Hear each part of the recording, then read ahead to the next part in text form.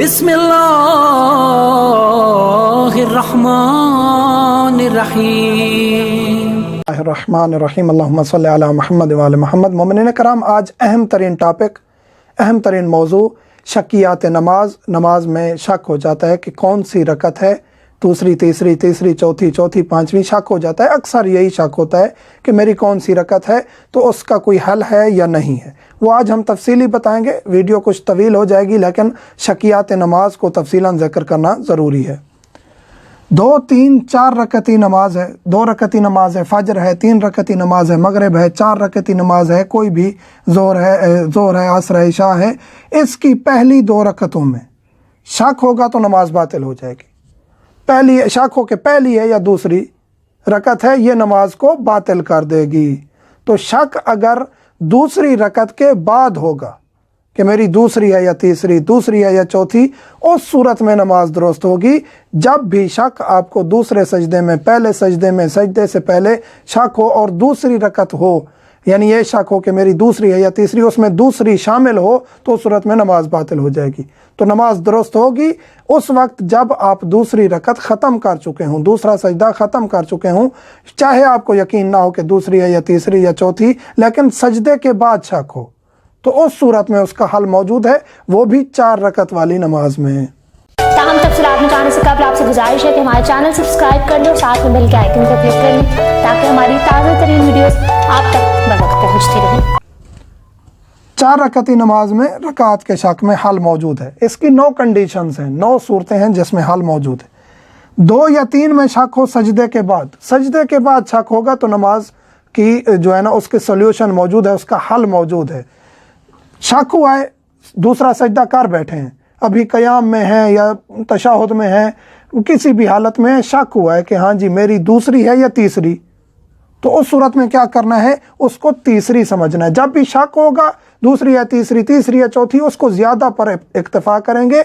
अगर वो 5वीं या छठी में शक नहीं है, 5वीं छठी जब शामिल होगी आगे बताएंगे, तो उस सूरत में फिर दुरुस्त पे ही बिना रखेंगे। अगर ये है दूसरी, तीसरी है, तीसरी, चौथी है, तो फिर यहाँ चौथी पर ही इक्तफ़ा करेंगे। दूसरी, तीसरी में शक हुआ है तो तीसरी पर इक्तफ़ा करेंगे, यानी ज़्यादा पर बिना रखेंगे।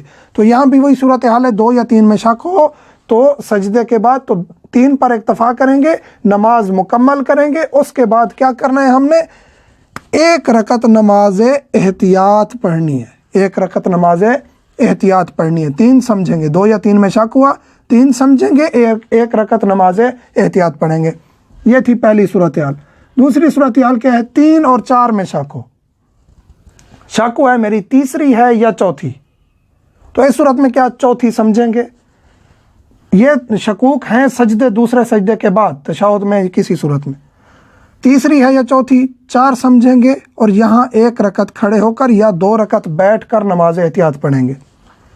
आगे तीसरी सूरत क्या है, दूसरी शक हो कि मेरी दूसरी है या चौथी, तो उस सूरत में 4 समझेंगे, दूसरी है या चौथी तो 4 समझेंगे। और इसका हल क्या है, जब दूसरी और चौथी में शक हो तो 2 रकत बैठ कर या 2 रकत खड़े होकर, यानी 2 रकत नमाज खड़े होकर पढ़ेंगे। अगर खड़े होकर नहीं पढ़ सकते, मजबूरी है कोई भी, तो फिर इसको बैठ कर भी पढ़ सकते हैं।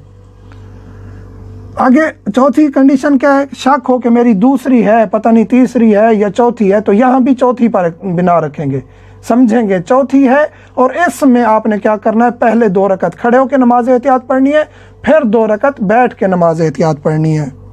2 रकत खड़े होकर पढ़नी है, फिर 2 रकत।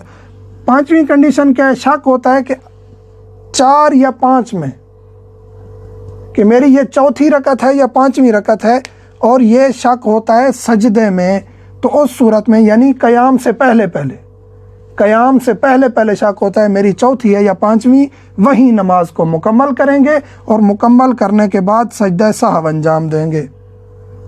मेरी चौथी है या 5वीं, हाँ अगर चौथी और 5वीं में शक होता है और आप क़याम में चले गए, तो उस सूरत में आपने फिर क्या करना है, 1 रकत नमाज एहतियात पढ़नी है। शक हुआ है चौथी है 5वीं और आप क़याम में मौजूद हैं, क़याम में मौजूद हैं, तो उस सूरत में आपने 1 रकत खड़े होकर या 2 रकत बैठकर आपने नमाज एहतियात अंजाम देनी है।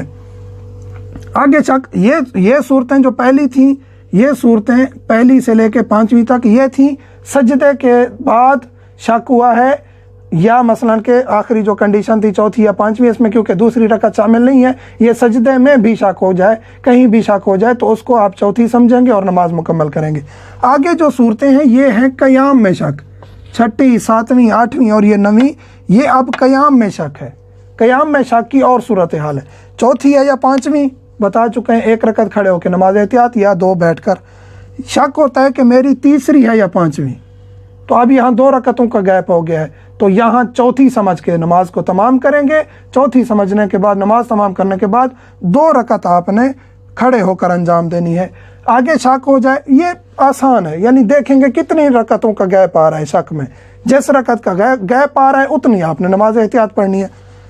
अब शक होता है 3 है, 4 है या 5 है, अब यहाँ 2 रकत का गैप है लेकिन उसमें चौथी भी है, एक का भी हो सकता है, तो इसमें वही सूरत हाल आ जाएगी जो हमने ये बताई थी, 3 है या 4 है या 5 है, 2 है या 3 है या 4 है, तो यहाँ भी यही है, 3 है या 4 है या 5 है। वहाँ दूसरे सजदे के बाद था, यहाँ क़याम में है, तो जब क़याम में है फ़ौरन वहीं बैठ जाएंगे, 4 मुकम्मल करेंगे, चौथी समझ के वहीं फ़ौरन बैठ जाएंगे।